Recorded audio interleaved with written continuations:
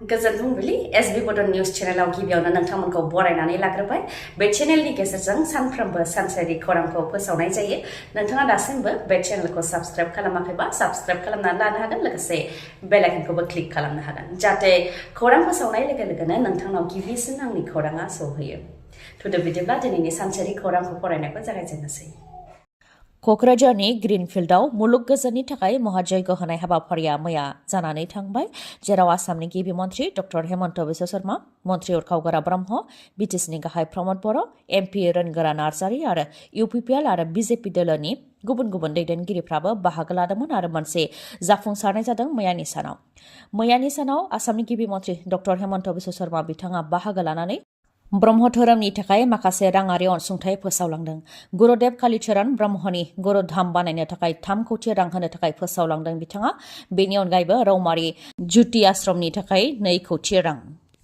ब्रह्म धोरोम फोसावनायाव जाहाथे जेबो हेंथा फैया बेनि थाखाय ब्रह्म समाजनोबो बोसोरफ्रोमबो रां होनो थाखाय फोसावलांदों बिथाङा बेनि अनगायैबो ब्रह्म धोरोमनि गं जौसे जयग होग्रा बानायनाय जागोन आरो बेनि थाखाय 5 लाख राङै होनाय जागोन होननानैबो फोरमायथिलांदों आसामनि गिबि मन्थ्रि डक्टर हेमन्त बिश्व शर्मा बिथाङा फोरमायथिनो गोनांथि मुलुग गोजोननि थाखाय महाजयग होनाय हाबाफारियाव गासै 25 जयग खोन्दो दंमोन जेराव सा 122 पुर'हितफोरा बाहागो लागोन होननानैबो मिथिहोदोंमोन आरो मैयानि सानाव रोजा रोजा ब्रह्म धोरोमनि सिबियारिफोरा नुजाथिफैनानै मुलुग गोजोननि थाखाय महाजयग होनाय हाबाफारिखौ जाफुंसार होफैदों बेनि थाखाय गासैबो रायजो राजाफोरखौ साबायखर बावनायजों लोगोसे आसामनि गिबि मन्थ्रि डक्टर हेमन्त बिश्व शर्मा प्रमद बर' उरखावगोरा ब्रह्म बिथांमोननिसिमबो जाफुंसार होनायनि थाखाय साबायखर बावदों सैमाजों जाब्रथाय जानायनि थाखायनो सासे फोरोंगिरिनि जिउ खहा खेला सोरगियारि उफ्रामुं दिजु बिथाङा सैमाजों जाब्रथाय जानायनि थाखायनो जिउ खोमानो गोनां जाबाय खेला सोरगियारि बिथाङा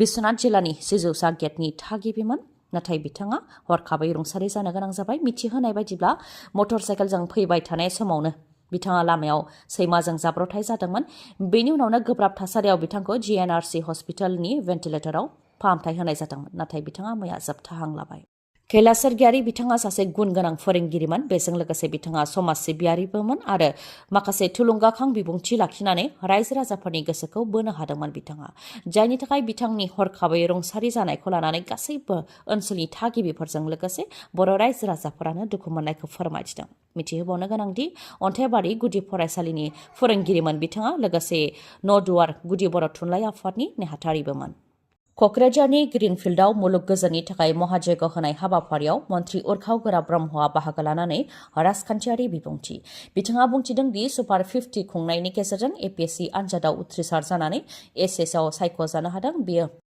75थि उदांस्रियाव रेकर्डखौ बारदों होननानै बुंथियो बेनि अनगायैबो UPPL सोरखारा गुबुन गुबुन बिथांखि जेरै अनसाय बिथांखि गियान सोरां बिथांखि बायदि बायदिनि गेजेरजों रां होदों होननानैबो बुंथियो नाथाय थांनाय 17 बोसोराव हाग्रामा महिलारिनि सोरखाराव जेबो बिथांखिफोर गैयामोन जायनि थाखाय जौगानाय जायाखै दा जों 2 मेडिकेल कलेज मोननो हाबाय फाग्लादिया दैनि सायाव तामुलपुरनिफ्राय मसलपुर थांनायाव 4 दालां मोननो हाबाय नाथाय थांनाय 17 बोसोराव मोननो हायाखैमोन होननानैबो बुंथियो लामा बानायनायनि बेलायावबो बिथाङा बुंथिदों दि आसाम सरकार आरो भारत सरकारा लामा बानायनायनि बेलायाव गोबां प्रजेक्ट लादों मोनफ्रोमबो MLA बियाबाव आसाम माला बिथांखिनि गेजेरजों लामाखौ बानायदों बेनिखायनो लामानि जेंनाया फ्राय जोब्बाय होननानैबो बुंथियो मन्थ्रि उरखावगोरा ब्रह्म बिथाङा उल्था फारसेथिं हाग्रामा महिलारि बिथाङाबो UPPL सोरखारनि सायाव गाग्लोबनानै बुंथिदों दि मन्थ्रि उरखावगोरा ब्रह्मआ जाय ग्रीनफील्डआव जिरायनानै मिटिं खुंदों बेखौ सोर बानायनाय होननानै सोंथि खालामो बेनि अनगायैबो प्रमद बर'आ जों बानायनायावनो जिरायनानै हाग्रामा महिलारिया जेबो खामानि मावाखै होननानै बुंबाय थायो नाथाय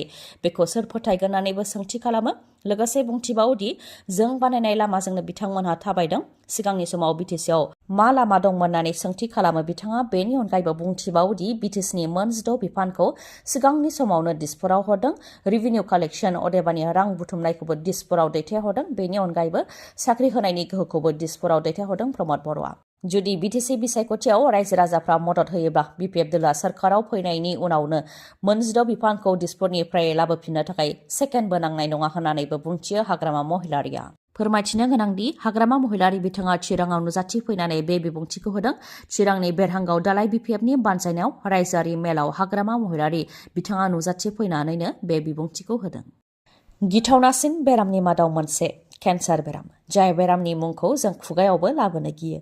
बे बेरामखौ फाहामनो थाखाय गुबुन मोनसे मुलि दिहुनदों। खम बेसेनावनो मुलिखौ मोननो हागोन। हादरनि cancer research and treatment facility मुम्बाइनि टाटा इनस्टिट्युटनिफ्राय मिथिहोदों। मुम्बाइनि टाटा मेम'रियेल हस्पिटालनि senior cancer surgeon doctor Rajendra Badwe बिथाङा फोरमायथिदों दि केन्सार बेरामखौ गुबुन मुलिजों फाहामथाय होनो थाखाय थांनाय 10 बोसोरनिफ्रायनो रिसार्च खालामनाय जागासिनो दंमोन, जेराव गुबुन गुबुन मुलिखौ सरजाबनानै टेब्लेट बानायनाय जादों होननानै फोरमायथिदों। केन्सारनि बेरामखौ होबथानो थाखाय सार्जारि आरो केम'थेरापि नङाबा रेडिय'थेरापि होनाय जायो। नाथाय केम'थेरापि नङाबा रेडिय'थेरापि होयोब्ला गोबां साइड इफेक्ट जायो। नाथाय गोदानै बानायनाय केन्सारनि मुलिखौ जायोब्ला केन्सार बेरामखौ फाहामनायजों लोगोसे साइड इफेक्ट जानायखौ 50% खम खालामगोन होननानै फोरमायथिदों। साइड इफेक्टखौ खम खालामनायनि बेलायाव मुलिखौ मानसिनि देहा आरो एन्जरनि देहायावबो ट्रायल बा आनजाद नायनायाव जाफुंसार जानो हाखाबाय होननानै फोरमायथिदों। फैगौ जुन जुलाइयाव गनायथि मोनोब्लानो हाथायाव बे मुलिखौ मोननो हागोन आरो जोबोद खम बेसेन 100 रांनिबो खमसिन बेसेनाव मुलिखौ मोननो हागोन होननानै फोरमायथिदों। जेरावनाखि केन्सार बेराम फाहामथाय होनो थाखाय 1 लाखनिफ्राय लानानै 4 कौटिसिमहालागै रां खरसा खालामो। बेजोंबो 5निफ्राय 10% बेरामाल' इमप्रुभ जायो। नाथाय गोदान मुलिजों साइड इफेक्ट जानाया 50% खम जागोन होननानै दाबि खालामदों। नाथाय केन्सारा मोनसे सेलनिफ्राय गुबुन मोनसे सेलाव बारस्लायनायनि बेलायाव बे मुलिखौ मानसिनि देहायाव आनजाद नायनाय जायाखै, खालि एन्जरनियावल' आनजाद नायनाय जादों आरो बेयाव जाफुंसार जानो हायोबा बारस्लायनायखौ 30% खम खालामगोन होननानैबो फोरमायथिदों। नाथाय बे मुलिया हाथायाव फैनायाव समय लागोन होननानै फोरमायथिदों। रिपर्टनि बायदिब्ला केन्सार बेरामखौ फाहामनो थाखाय सुबुंफोरा कौटि रां बाहायो। नाथाय 50%खौल' रैखा खालामनो हायो। अदेबानि 10नि मादाव 5याल' जिउ रैखा मोननो हायो। गोदानै दिहुनजानाय मुलिया रेसभेराट्रल आरो कपार मोननैजों लोगो नांनानै बानायनाय टेब्लेट। आसाम बन्द होयोब्ला बन्द होग्राया 1643 कौटि रां होनो नांगोन। फोरमायनो गोनांदि रायजोआव खा आन्दोलन जानो हागौ। खाखौ इमप्लिमेन्ट खालामनो थाखाय मिरुनि नखर मन्त्रि अमित शाहआ बुंथिनायनि उनावनो बेनि हेंथा गसंदों बेरेखा राजखान्थि दोलोफोरजों लोगोसे आसु आरो गोबां माहारियारि आफादफोर आरो ट्राइबेल आफादफोरा। जेब्ला खाया आसामाव इमप्लिमेन्ट जागोन अब्लानिफ्रायनो आन्दोलन बा सोमावसारनाया जागायजेनगोन आरो बेनि अखानायैनिफ्रायनो बन्द होगोन होननानै फोरमायथिदों। बेनि उनाव गासैबो दोलो आफाद आरो रायजो राजाफोरखौ लानानै आसाम सेक्रेटारियेटखौ बेंखन हैगोन होननानैबो हुमखि होदों। बेनि अनगायैबो बुंथिबावदों दि खाया आसामनि हेंथा, खानि आयेना राव, हारिमु, राजखान्थि मोन्थाय गासैखौबो फोजोबस्रांगोन आरो सुबुंनि गेजेराव बोखावनायखौ लाबोगोन।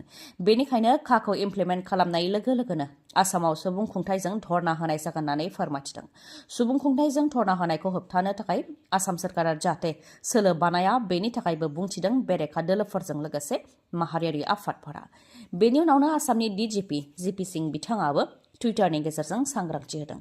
जुदि आसाम बन्द फोसावोबा बन्द होग्रा आफादा 1643 कौटि रां होनांनोबो हागौ होननानै सांग्रांथि होदों बिथाङा। आसामनि डिजिपि जिपि सिं बिथाङा फोरमायथिदों दि आसामनि जिएसडिपिआ 5,65,401 कौटि रां। नाथाय सानसे आसाम बन्द होयोब्लानो 1643 कौटि रां खहा जायो। बेनिखायनो गुवाहाटी हाइकर्टनि बिथोन बायदियै जाय आफादा आसाम बन्द होगोन बिथांमोननिफ्राय 1643 कौटि रां लाफिननो हायो होननानै आसाम बन्द होनायनिफ्राय गोजानाव थानो थाखाय सांग्रांथि होदों आसामनि डिजिपि जिपि सिं बिथाङा। गोबां सावरायनायनि उनाव कक्राझार लकसभा बियाबखौ UPPL दोलोनो एंगारनानै होबाय होननानै फोरमायथिदों गिबि मन्त्रि डक्टर हेमन्त बिश्व शर्मा बिथाङा। जायनाखि लकसभा बिसायख'थिया खाथिनिफ्राय खाथियाव सफैबाय, बेनिखायनो BJP, UPPL आरो AGP दोलोआ बबे बबे बियाबाव गेलेगोन बेनि सायाव फोरमायथिनानै होबाय आसामनि गिबि मन्त्रि डक्टर हेमन्त बिश्व शर्मा बिथाङा। बिथाङा फोरमायथिदों दि जायनाखि UPPL दोलोआ कक्राझार लकसभाखौ एंगारनानै होनो थाखाय खावलायदोंमोन, बेखौ लानानै मिरु नखर मन्त्रि अमित शाह, मिरु BJPनि आफादगिरि JP नड्डा, गाव अदेबानि आसामनि गिबि मन्त्रि आरो भबेश कलिता बिथांमोनहा जयैनो सावरायदोंमोन। बेनि उनाव गोबां सावरायनायनि उनाव कक्राझार लकसभा बियाबखौ UPPL दोलोनो एंगारनानै होनाय जाबाय होननानै फोरमायथिदों गिबि मन्त्रि बिथाङा।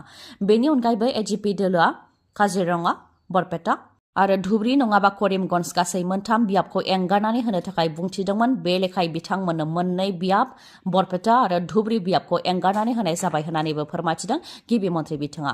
आद्रा थानाय माखासे बियाबफोराव BJP दोला गाव हारसिङैनो गेलेगोन होननानैबो फोरमायथिदों आसामनि गिबि मन्त्रि बिथाङा। मोनसे फोसावथाय मेगननि जेंना गोनां नोंथांमोनहा मोजां मेगननि डक्टर नागिरनानै खारथिंनो गोनां गैला। बङाइगावनि चापागुरि र'डआवनो स्वागत हस्पिटालनि साखाथियाव मेगननि डक्टरखौ मोननो हागोन नोंथांमोनहा। आसाम अप्टिकेल मुंनि गंसे गला दं। बे गलायावनो नोंथांमोनहा मेगननि डक्टरखौ मोननो हागोन। Eye specialist ophthalmology MBBS MS doctor Meghali शर्माखौ मोननो हागोन, जेराव स्मार्ट टेक्न'लजिनि गेजेरजों मेगनखौ नायनाय जागोन। बेलासे 2:30 रिंगानिफ्राय 6 रिंगासिम मोननो हागोन डक्टर मेघाली शर्माखौ। लोगोसे बे आसाम अप्टिकेल गलायावनो ससमानि बायदि बायदि फ्रेम, गुगल बायदिखौबो नोंथांमोनहा मोननो हागोन। नोंथांमोनहा सुलाद लानो गोसोब्ला 9957378200 नङाब्ला 9859024064 बे नाम्बाराव कल हरनो हागोन। गोजोन्थों। खौरांखौ जोबजासे खोनासंनायनि थाखाय गोजोन्थों। नोंथाङा दासिमबो आंनि चेनेलखौ साबस्क्राइब खालामनानै लायाखैबा सानफ्रोमबो सानसेयारि खौरांखौ मोननो थाखाय साबस्क्राइब खालामनानै लानो हागोन। लोगोसे बेल आइकनखौबो क्लिक खालामनो हागोन, जाहाथे खौरां फोसावनाय लोगो लोगोनो नोंथांनाव गिबिसिन आंनि खौराङा सौहैयो। गोजोन्थों।